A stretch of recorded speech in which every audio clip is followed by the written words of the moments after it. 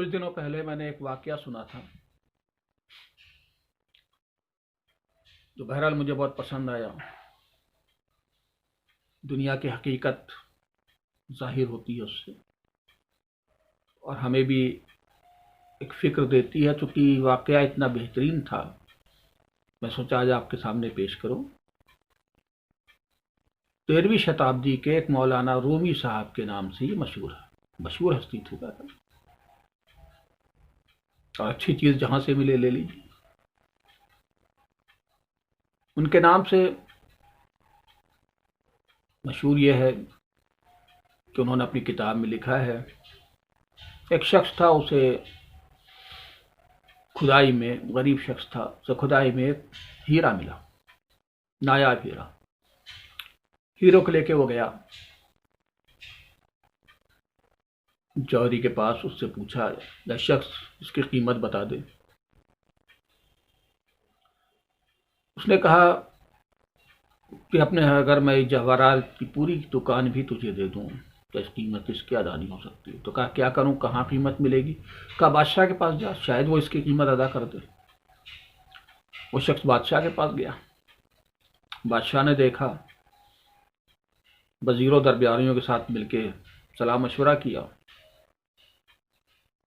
تو یہ پایا گیا کہ بادشاہ سلامت اگر پوری اپنی بادشاہت بھی دے دیں اس ہیرے کی قیمت ادا نہیں ہو سکتی۔ بادشاہ پریشان، پوری دولت دینا نہیں چاہتا تھا، خواہش یہ تھی کہ ہیرا میرے پاس ہو، میرے خزانے میں ہو۔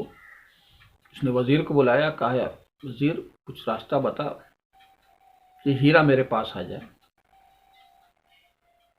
وزیر نے کہا آپ مجھ پہ چھوڑ دیجیے، بہت آسان ہے۔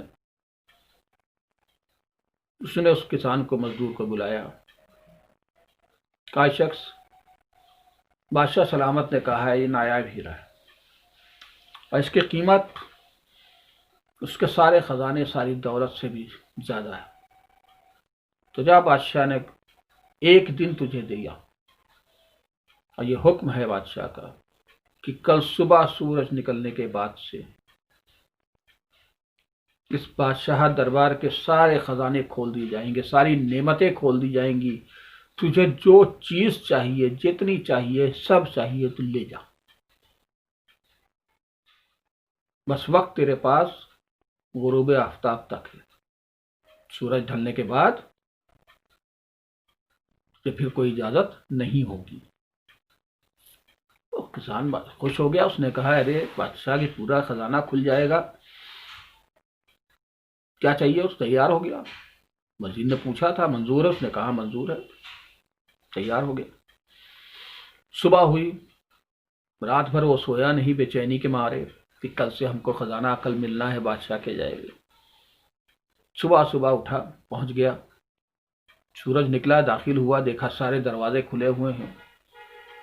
پہنچا پہلے کمرے میں، اس نے دیکھا بڑے بڑے بہترین کپڑے نقاش زردوزی کیے ہوئے، کبھی ایک کو پہنتا تھا پھر اتارتا تھا، دوسرے کو پہنتا تھا پھر اتارتا تھا۔ کافی وقت اس نے پہننے اور اس میں خوش ہونے میں نکال دیا، آخر میں ایک لباس اس کو پسند آ گیا، اس نے ایک لباس پہن لیا۔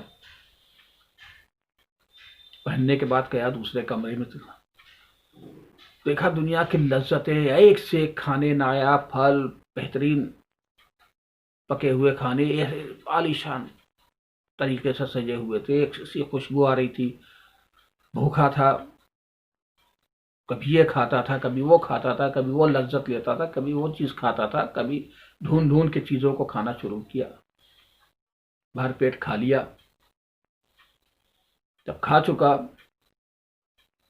تو اگلے کمرے کی طرف بڑھا، وہاں گیا تو وہاں دیکھا کہ بہترین عالیشان بستر لگا ہوا ہے، داسیاں پنکھا جھل رہی ہیں، خدمت کے لیے ایک سے خوبصورت داسیاں موجود ہیں، آرام ہے۔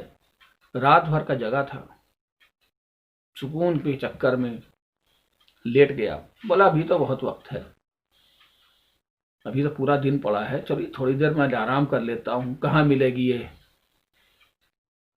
حورنما داسیاں، کہاں یہ گدے، کہاں یہ، لیٹ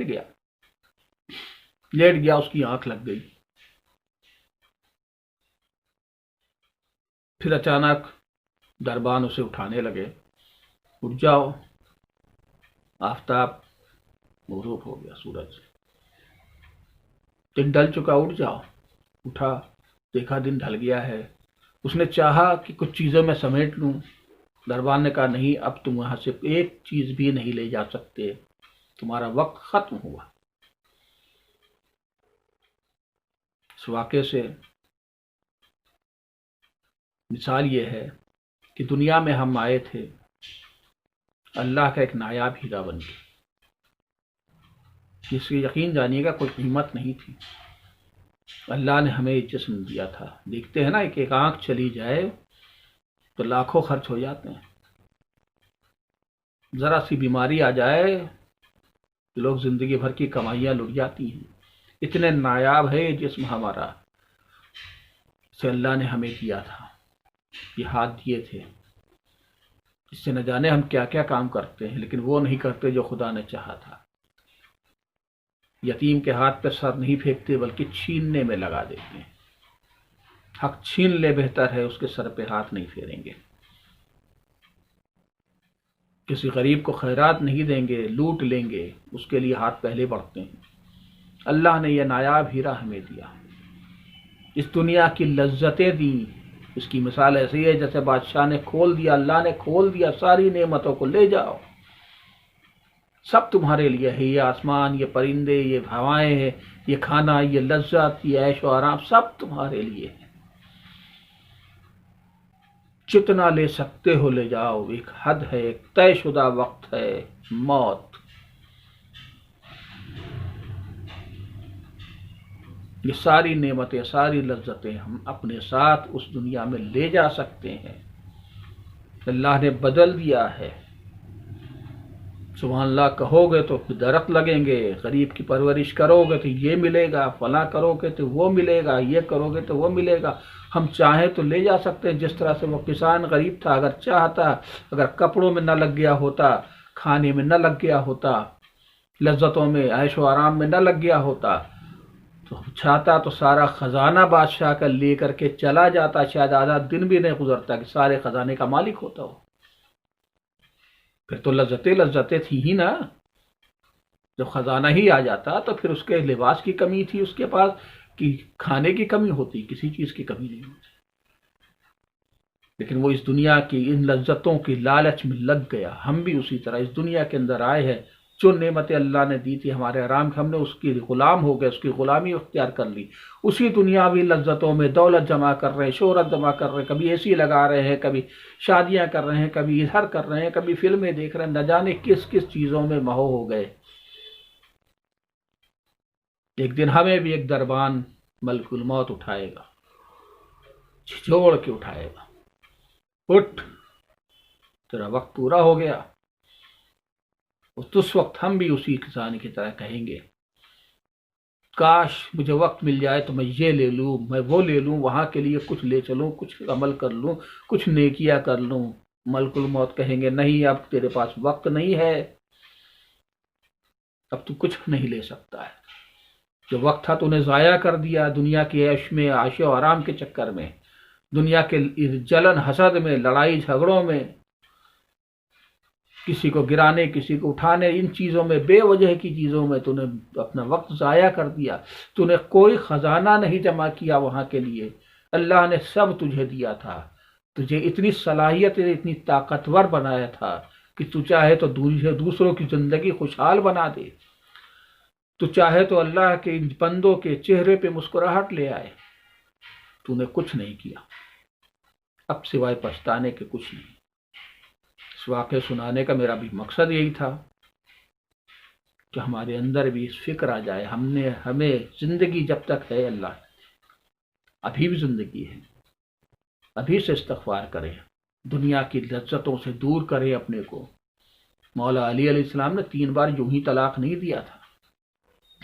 اور لذتوں کے دور کا مطلب یہ نہیں ہے کہ آپ گھر نہ بنائیں، نہیں، گھر بنائیں، کپڑے بھی پہنے، جیسے وہ کسان اگر چاہتا تو کوئی ایک کپڑا پہن لیتا، پہن کے فوراً جاتا، تھوڑا سا کھا لیتا، ضرورت کے مطابق جاتا، سامان لے آتا۔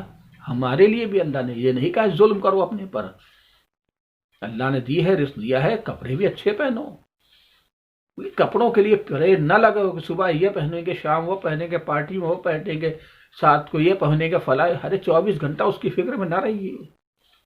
کھانے کے لیے اللہ نے منع نہیں کیا، کھائیے، سب لذتیں تمہارے لیے ہے، اللہ نے کہا ہے کھائیے، لیکن اس کا مطلب نہیں کہ کھانے کے لیے جینے لگیے، کما رہے کھا رہے اور صرف کھا ہی رہے اور خود ہی کھا رہے، کسی کو نہیں کھلا رہے، نہیں، خود بھی کھائیے، لوگوں کو بھی کھلائیے، زیادہ ہے تو لوگوں کو کھلائیے، بلکہ وہ لوگوں کو کھلانا، وہ آپ کے پاس وہاں کھانا پہنچے گا، آپ کے پاس جمع ہوگا۔ شادیاں کریے، بیویاں جوڑا سکون کے لیے ہے، عیاشی نہ کریے، اسی میں فدا نہ ہو جائیے، نشے نہ کریے، دنیا بھول نہ جائیے، نیند بھی ایک نشہ ہے، غصہ بھی ایک نشہ ہے، غصے سے بچیں، نیند سے بچیں، ضرورت کے مطابق نیند پوری کریں، آلسیوں کے لیے دنیا نہیں ہے۔ اپنے جسم کو، اپنے ہاتھ کو، اپنی آنکھوں کے، اپنی زبان کا استعمال مرضی مطابق اس خدا کے کریں، اور اس کی مرضی کے مطابق دنیا میں خوش رہتے ہوئے، ساری لذت و نعمتوں کو انجوائے کرتے ہوئے زندگی گزاریے۔ یقین جانیے کہ آپ اس دنیا میں موجود ہیں، جنت خود بنائیں گے اور وہاں لے جائیں گے۔ اللہ نے جہنم نہ بناتا کہ ہم خود جہنم اپنے لیے تیار کرتے ہیں، اور جنت میں نعمتیں بھی ہم یہیں سے اپنے لیے خود لے جاتے ہیں۔ کریے تیاری، کچھ لے کے جائیے، اس کسان کی طرح غفلت میں سوچتے نہ رہیے۔